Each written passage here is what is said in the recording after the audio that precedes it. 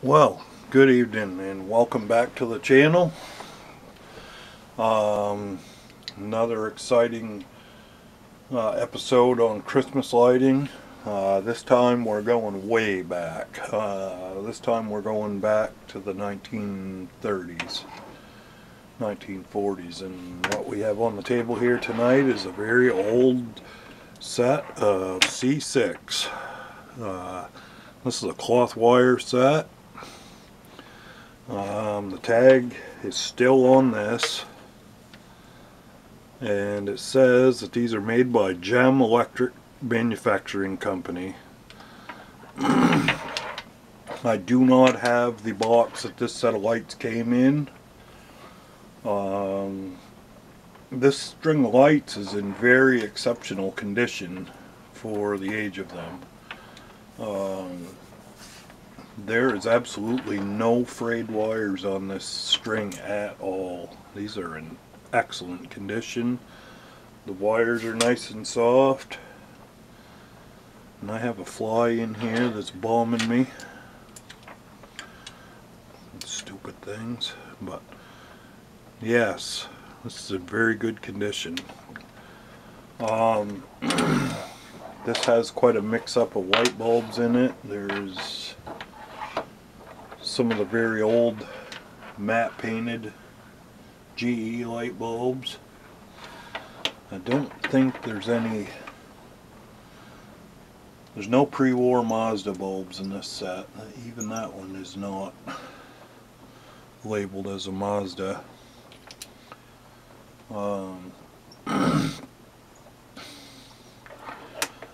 These are, you know, this is good. There's some 1940s bulbs there, and there's even a, I believe that's a Japanese imported bulb right there.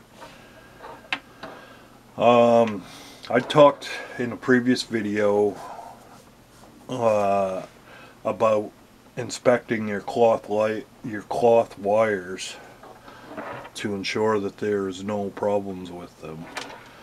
The string of lights here is all in good condition as far as the wiring goes. However, I just noticed this. I just pulled these out. I've never really looked at these very close, but the plug is broken on that string of lights. You know what that means. If I grab hold of that, that will pull out of there, part of the way anyways. That's not necessarily dangerous as far as plugging it in to use it. It's when you go to unplug it and the blade stays stuck in the outlet. That's dangerous. You know, obviously. The set does actually still work. I'm not going to push that plug in there very tight because then that, my friends, right there is one of the really beautiful old matte painted blue light bulbs. It's kind of a cobalt blue color. Let me see if I can bring this up to the camera so we'll zoom in on it. This is much like those old matte painted C7 bulbs from the early days of lighting. Alright, so before I get electrocuted off in this, I'm going to unplug them. This is a typical string. It's 8 lights in series. This is loop construction. These are not inline like most of your C7s were. It was a extraordinary pain in the butt to decorate with these lights because they are notoriously short and they are, as you can see, in a loop. I'll get my arm out of the road of the camera.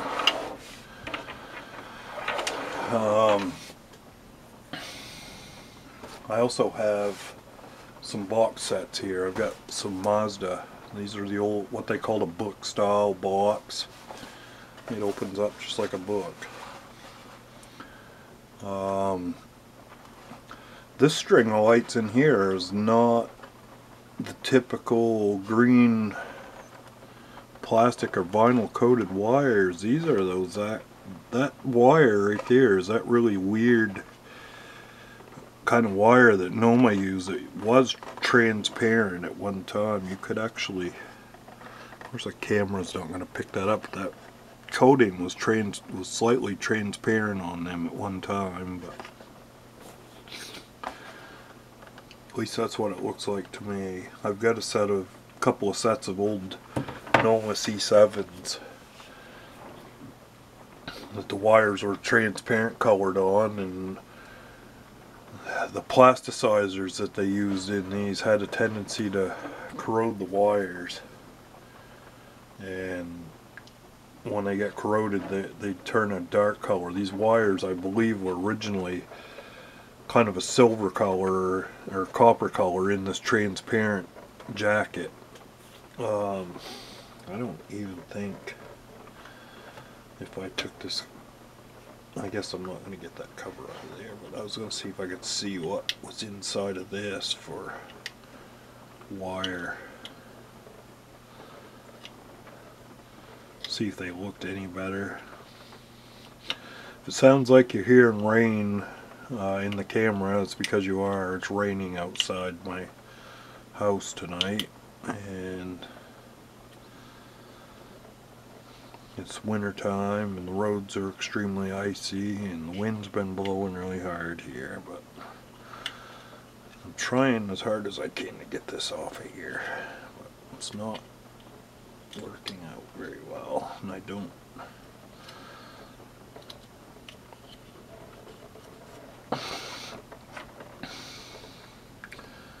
Yeah, that's just a regular copper wire, I guess, inside that.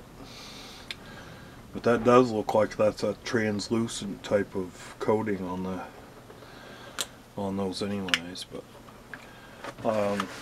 so yeah, this is a typical set of 8. This is also loop construction. This set has the wooden berry beads on it, much like the later C7s did. If you look at this box, you'll say, lots of times these boxes would say equipped with GE light bulbs or equipped with GE Mazda light bulbs. This box does not say that on that. There's no marking like that on all. This is a post-war box, probably made right directly after World War II. Probably 1946 or 47, I'm guessing. We're going to plug it in here and see what happens. So as you can see, this set, the insignias on most of the bulbs in this set have a W on them, which indicates that those are Westinghouse bulbs. I do see that one's a GE there, and I believe this green one's a GE too. Yeah, we got some loose bulbs. Yes, that's a block logo GE there. Those are really neat. They look to be probably late 40s, even some 1950s light bulbs in here. Some of them are fairly glossy. You know, obviously these bulbs did not last very long if you use these very much. Even they wouldn't even last one season if you used them more than a week or two. Another interesting note on this, even though this is a post-war set, you still see that the date on that box says 1936. That is when this style box was first designed. I have an earlier set over here that has exactly the same graphic on it. However, the box on the left, as you can see, says equipped with Mazda lamps. So that would predate this one to before World War II. 1941 or before. What's this set? Now this set is a little bit interesting. Of course, And there's a thing here. This box is pretty beat up. It's been taped up and everything else, but it says note construction. This string that's in this set, in this box, is actually a straight line string, which in my opinion is quite rare. I've got two of these sets that are exactly the same, and they both came from the same place. This set is obviously probably back in the 1930s because it does have the red modeling on the sockets. I'm not 100% sure if this set will light up or not. I haven't tried it in many years. Make sure the bulbs are tightened up in it. I'm not sure that I've ever actually lit this set up. Let me pull this right out of this box.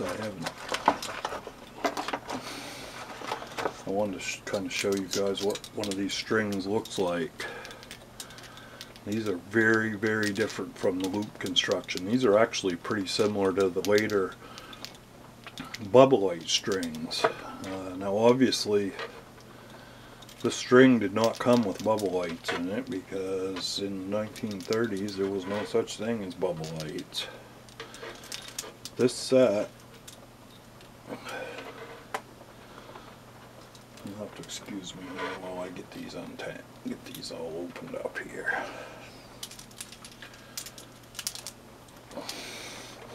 This is how those sets were constructed. They are in a straight line and they have a little knot in them, and then each bulb is hung separately off in the pair of wires. It's very interesting. I've only ever really heard tell of these. This was the first. I've had this set, I don't know, 6, 7 years, 8 years. I bought them online. I bought 2 sets together and this is what I got. I didn't even realize that they were straight line construction, but let's see if this set light. I don't know if they do not light. So it's really hard to tell these things. Of course, you know how they can be. And the last bulb I touched is the one that was loose. Yeah, I don't know if there's any Mazda bulbs in this set or not. It doesn't appear that there would be. Just a regular old white block logo. That blue one there is probably newer. Yeah, these are all. That's a G. Yeah. Ouch, them things get wicked hot. Holy cow. Yeah, there's one Westinghouse, but they're all block logo GE bulbs, I guess. But yeah, so that is a pretty neat set. I suspect this is where the idea for bubble light strings came from. Obviously later on when they came out with the bubble light strings, they had 9 sockets on there. So I'm going to have to put these back in here. Now, a couple things I've noticed about this box. I've always heard a lot of controversy about these lights being designed for 110 volts. Some people say, oh, they're 110, they're 115. Well, I'm looking at the back of this Mazda box and it says right on here, for indoor outdoor use only on 120 volt circuits. Do not connect more than 6 similar units together. So apparently even back before World War II, 120 volts had become the standard. This later set that was made after the war says exactly the same thing. 120 volt circuit. Now I'm sure, you know, back in the 1920s it varied a lot. I'm sure that, you know, there might have even still been areas in the country back then that were producing DC power. But 100 to 110 volts was pretty normal in the very earliest days of electricity. But I think that probably, you know, 120 volts, 115 to 120 was fairly common back by World War II. But anyway, I'm going to get together some of these old C6 bulbs. I want to do a video on the different generations of these. I've actually got some that are very old. I don't have any of the oldest ones. I do not have any smooth cone C6 bulbs, but I do have some that are way back there in the, you know, the later 1920s.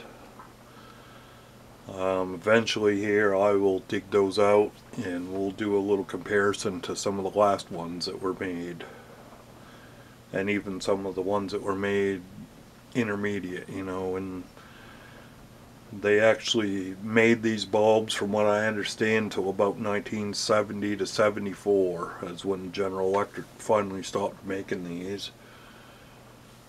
I think the C6 cone light came out in 1922 or 23, and they were pretty much virtually unchanged from that point clear up into the early 70s. Obviously the paint changed on them over the years, the markings, the logos changed. Later General Electric C6 bulbs had aluminum bases on them, whereas these, you know, these early, there's an aluminum base right there. This is probably, yeah, that's a meatball logo bulb, but there's another aluminum base. Let's see what I got here. Yeah, that's that old one there. Appears to be from the 1940s probably. It's got the matte paint on it, brass base. Anyways, we'll get into that a little bit. I've got to research it a little more. I don't remember the exact dates that they actually changed from brass to aluminum. I did know once, but, you know, I didn't find that to be super important information, so I kind of forgot about it. But anyways, I hope you enjoyed. Be sure and comment or send a like on my YouTube channel here if you like these. Have a great evening. Bye-bye.